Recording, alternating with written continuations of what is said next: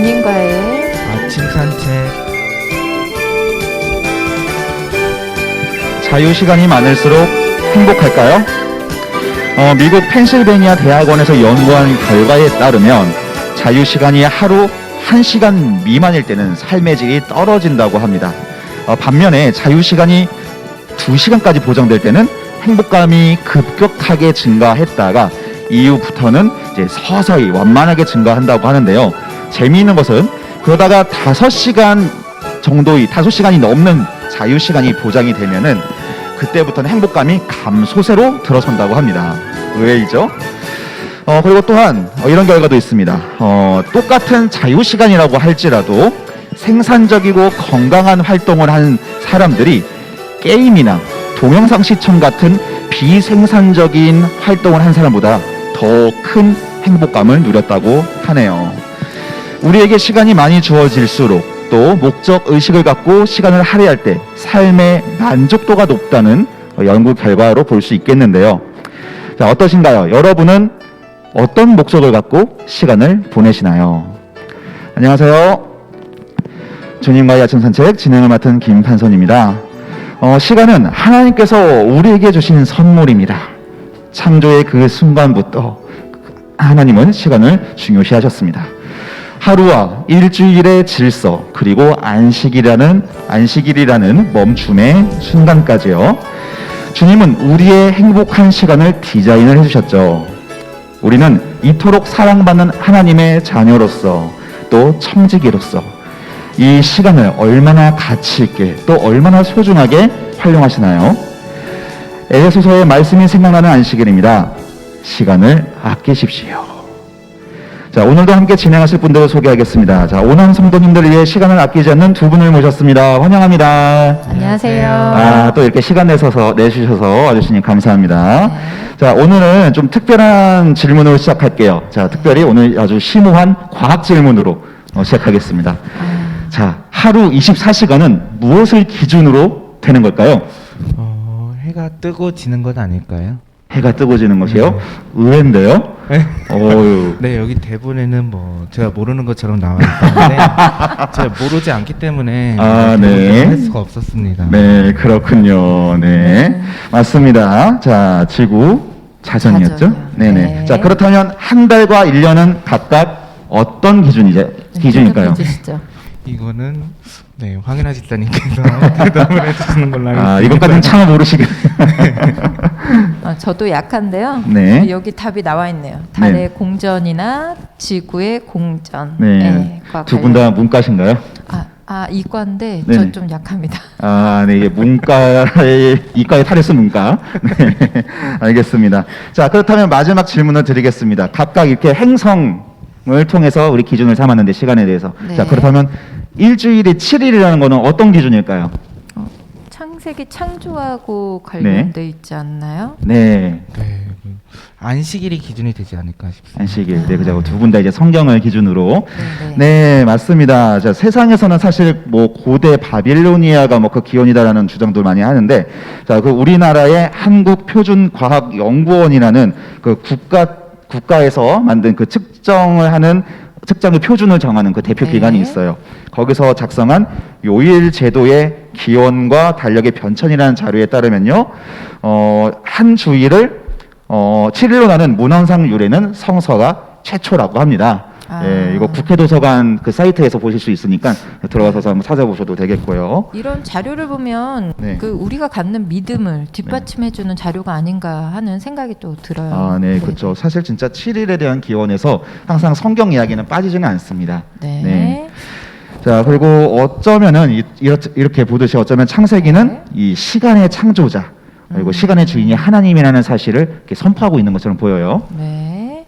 그래서 오늘 주제 때문에 이런 네. 심도 있는 과학 문제를 처음부터 내신 거군요. 네, 너무 어려웠죠? 네, 죄송합니다. 막 막혔습니다. 순간. 네, 이렇게 눈치가 빠르십니다. 자, 그러면 오늘 주제 좀 소개해 주시죠. 네.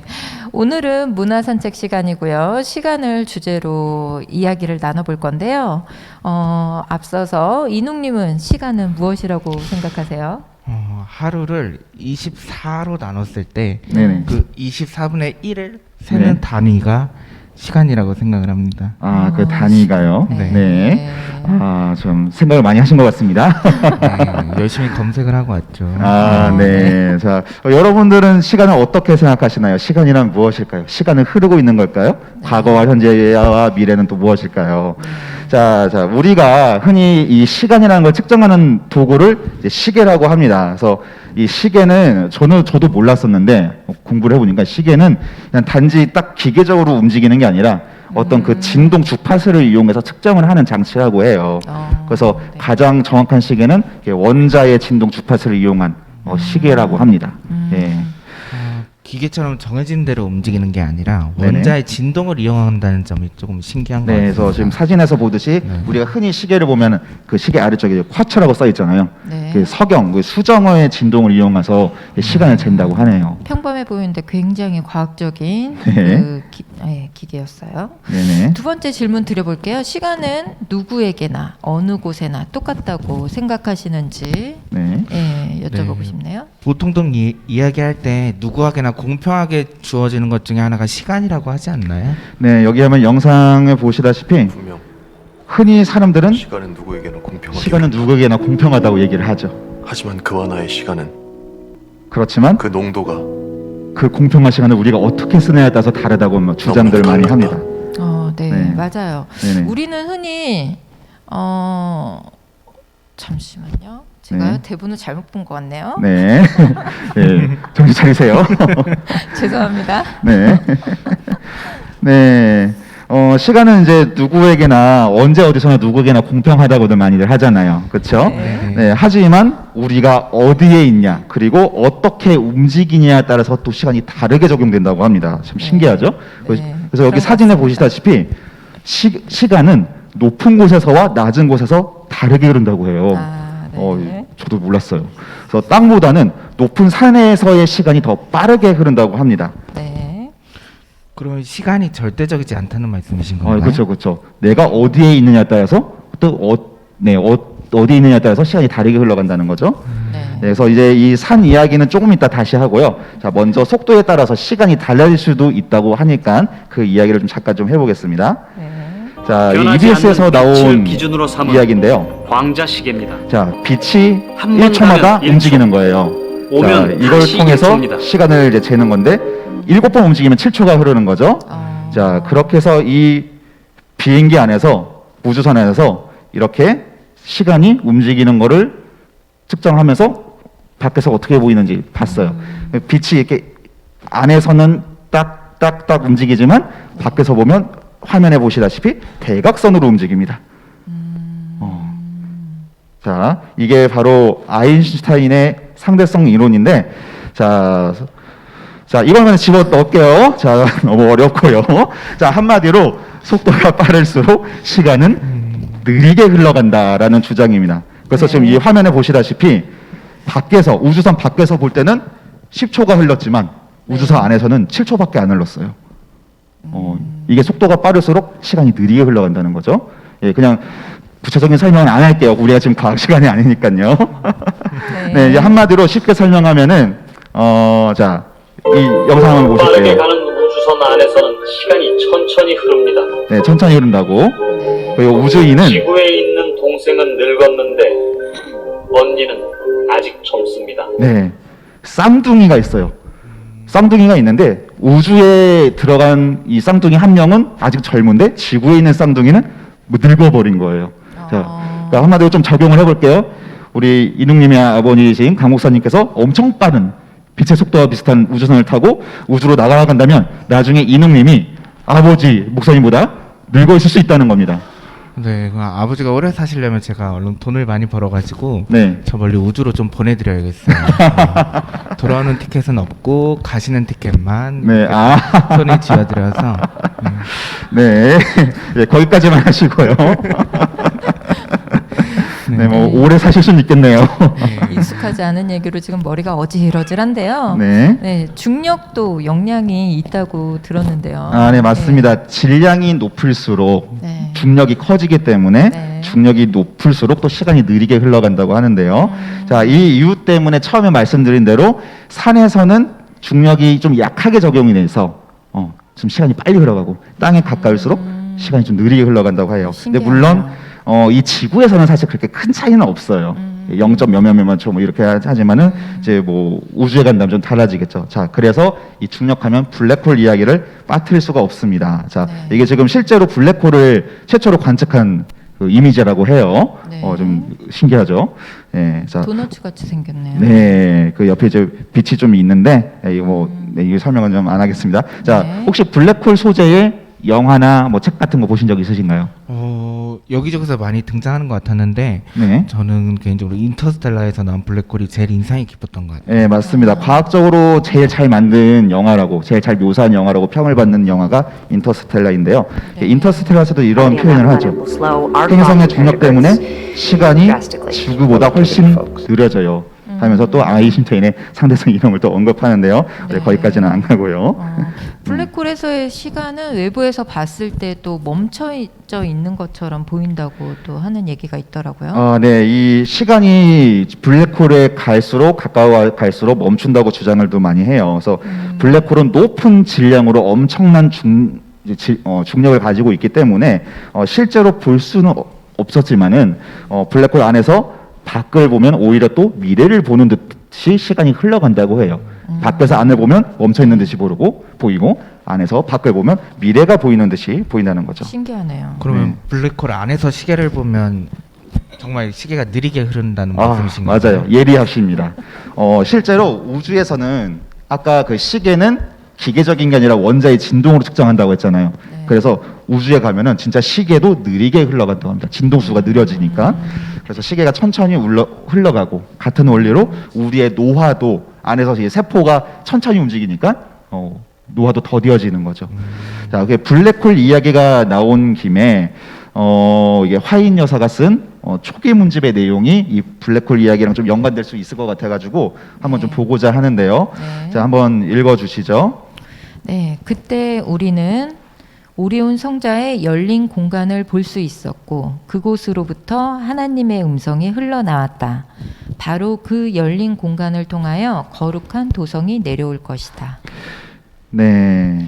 그러면 오리온 성자의 열린 공간을 지금 블랙홀과 연결을 할 수 있다는 말씀이신 건가요? 물론 이제 이게 기록될 당시 이게 정확히 어떤 걸 묘사했는지 우리 사실 정확히 알 수는 없겠지만은 네. 한번 가정해 볼 수는 있을 것 같아요. 이제 블랙홀이라고 가정해 본다면 흔히 묘사하듯이 블랙홀을 통해서 그 다른 차원, 우리 그런 말 많이 하잖아요. 네. 블랙홀로 가면 다른 차원으로 이동할 수 있다. 네. 그래서 어떻게 보면 여기에 오리온 성자의 블랙홀이 있다면 여기를 통해서 하늘나라로 이동이 가능하다고도 생각해 볼 수 있지 않을까, 추측해 볼 수 있지 않을까. 이론적으로는 말이 될 수도 있을 것 같은데요. 네. 블랙홀을 통과한다면 상위 차원으로 갈 수 있다는 가설이 있다고 하고요. 이 가설을 그려낸 영화가 이제 아까 잠깐 보셨던 인터스텔라라는 영화였죠. 네, 맞습니다. 네, 주인공이 블랙홀을 통과해서 5차원 세계로 진입한다고 하는데요. 실제로 과학계의 이론 중에는 일정 조건이 된다면 블랙홀 근처에 웜홀을 통해 다른 우주에 진입할 수 있다는 주장이 있다고 합니다. 네, 아직 뭐 이렇게 근거가 네. 밝혀지진 않았지만 네, 이론상으로는 네, 네. 그런 지금 이론이 네, 존재한다고 하고요.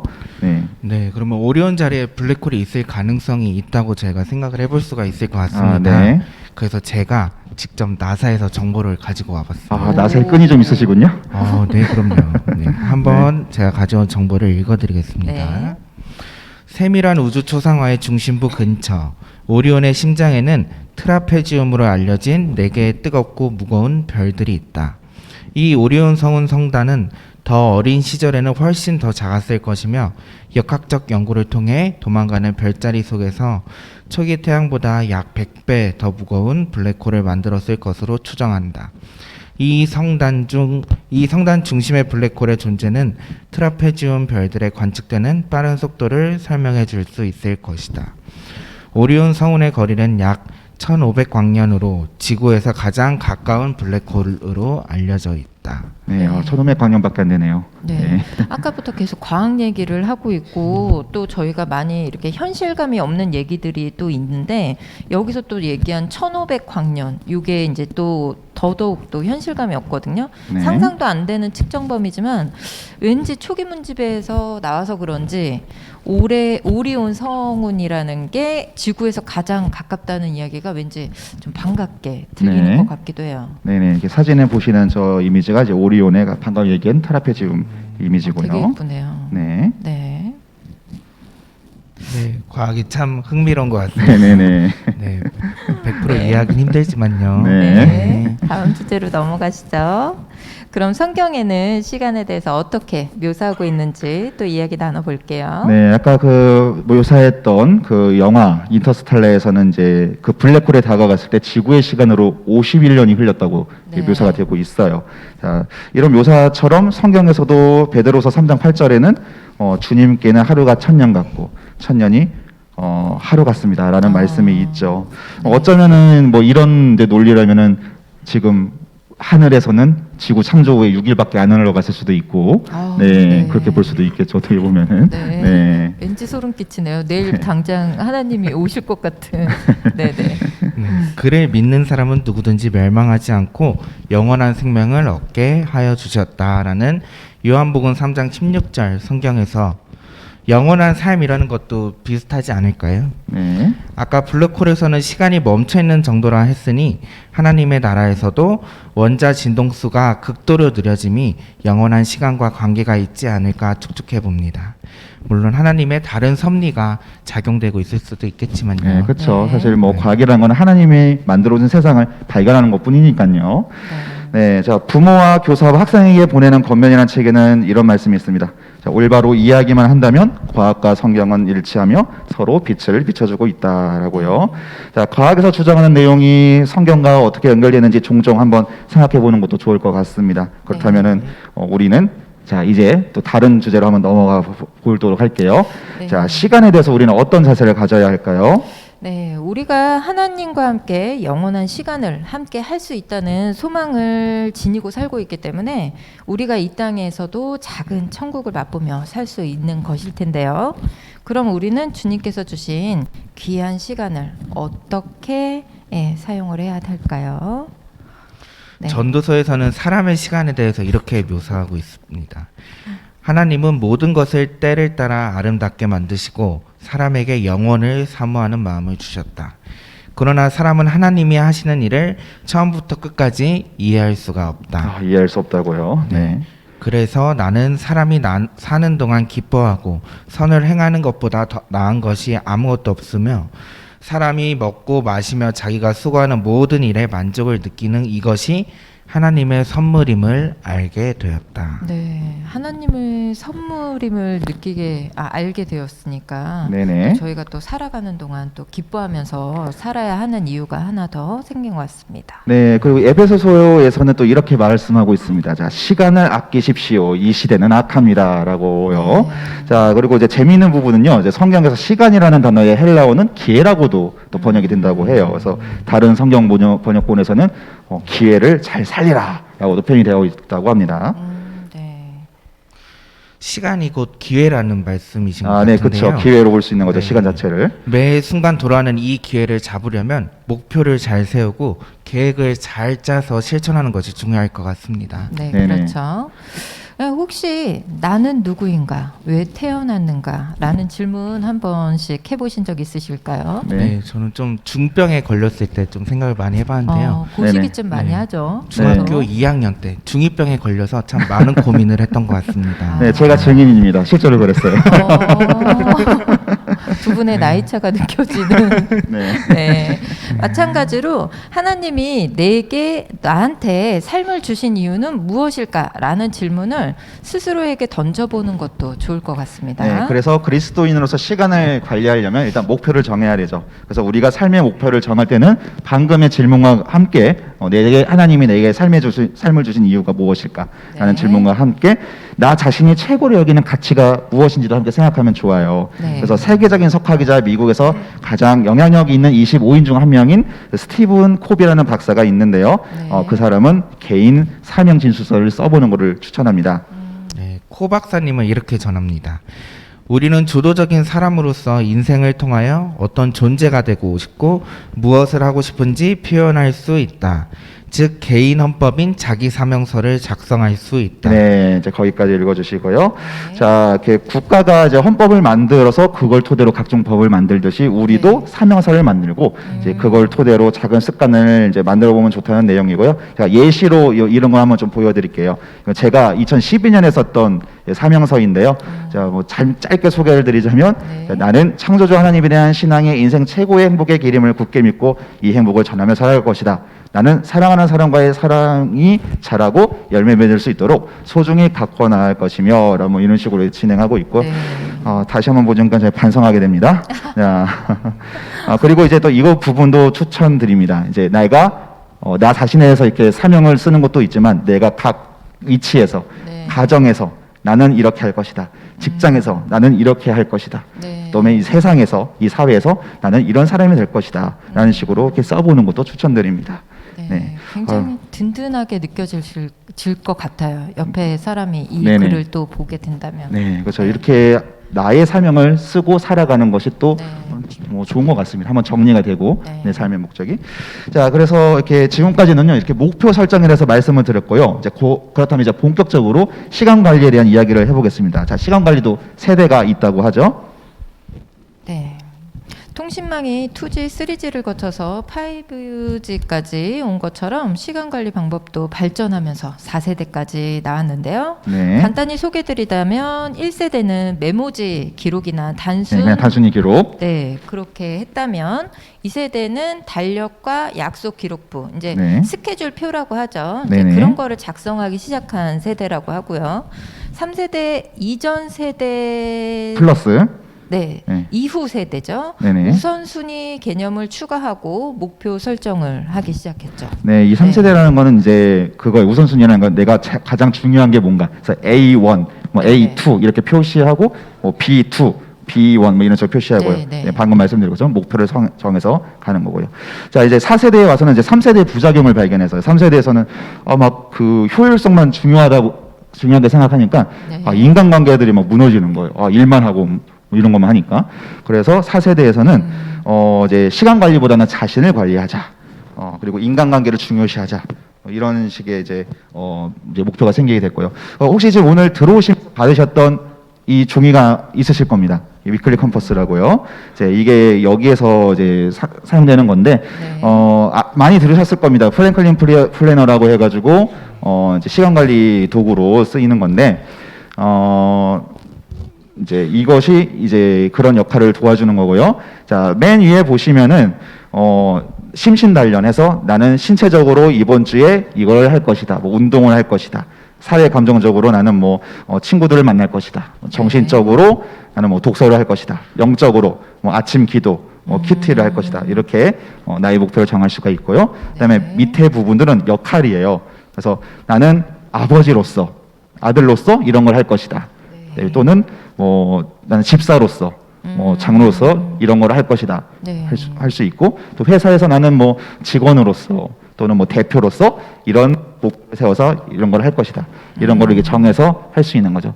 그래서 이제 내 삶의 모든 영역들, 내가 가족 구성원으로서도 이런 걸 할 수 있게, 네, 친구로서도 내가 이런 목표를 세워서 할 수 있도록 이런 걸 유도하고 있는 겁니다. 네, 좋은 습관 만들기에도 좋은 것 같은데요. 네. 많은 유명인들이 시간 관리에 대해서 이야기를 하고 있거든요.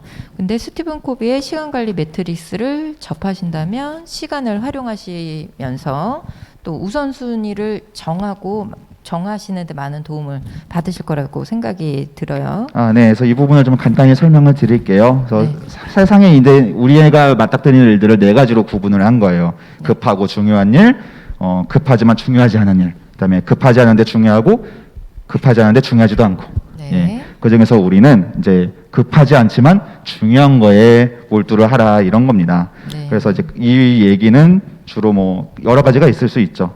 이제 계획을 세우고 그다음에 뭐 비전을 수립하고 그다음에 이런 것들을 통해서 우리가 또 뭐 안식일 활동, 뭐 기도, 말씀 연구 이런 것들이 이 급하지 않지만 중요한 이사분면에 해당할 수가 있어요. 네. 그래서 이런 거에 몰두를 하면은 우리는 사실 우리가 급하고 중요한 일에 너무 쫓기면서 살아가지고 시간을 허비하고 허둥지둥 보내다가 이제 일이 끝나는 경우가 있는데 스티븐 코비는 미리미리 급하지 않지만 중요한 일을 통해서 우리의 시간을 정말 가치 있게 쓰라는 조언을 좀 해주고 있어요.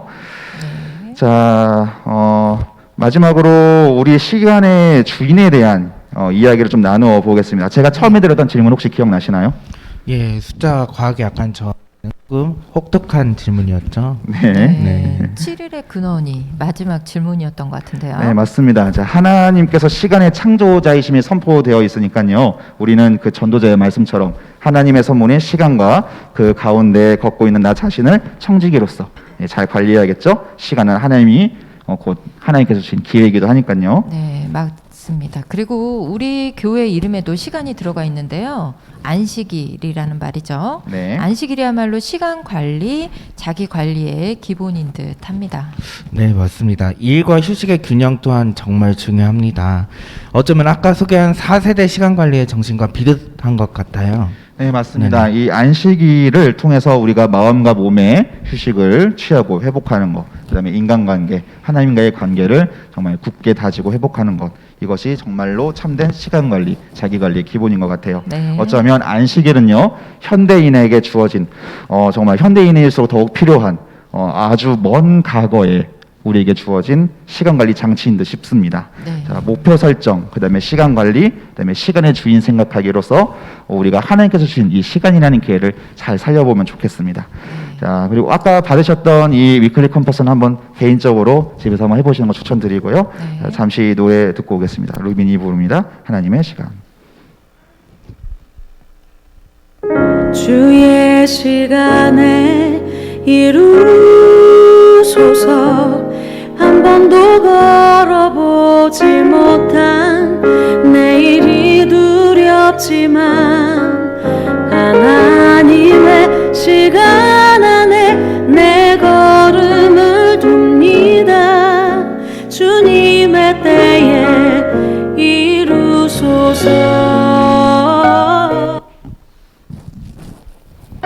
슬기로운 시간 생활.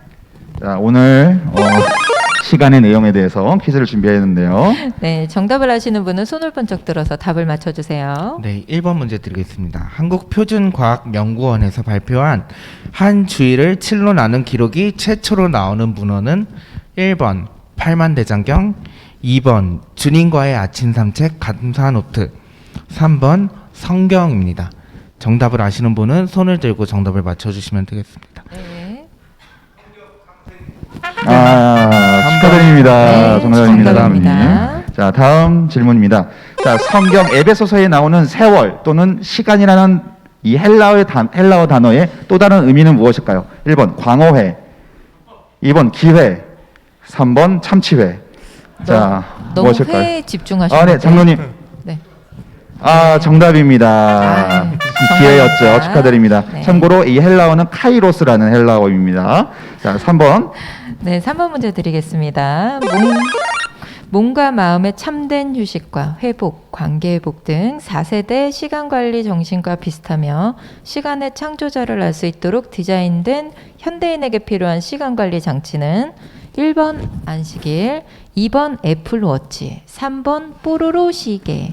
네, 저 뒤에 집사님 먼저. 네, 정답입니다. 정답입니다. 감사합니다. 네, 감사합니다. 자, 어느덧 주님과의 아침 산책을 마칠 시간이 되었습니다. 함께해 주신 연하님, 이노님 감사드립니다. 감사합니다. 네, 우리 모든 성도님들께 감사드리고요. 더 파운틴뷰 아카데미의 Spend Time with Jesus 들으시면서 주님과의 아침 산책은 여기서 마치겠습니다. 사랑을 실천하십시오. 사랑은 모든 것을 하나로 묶어 완전하게 합니다.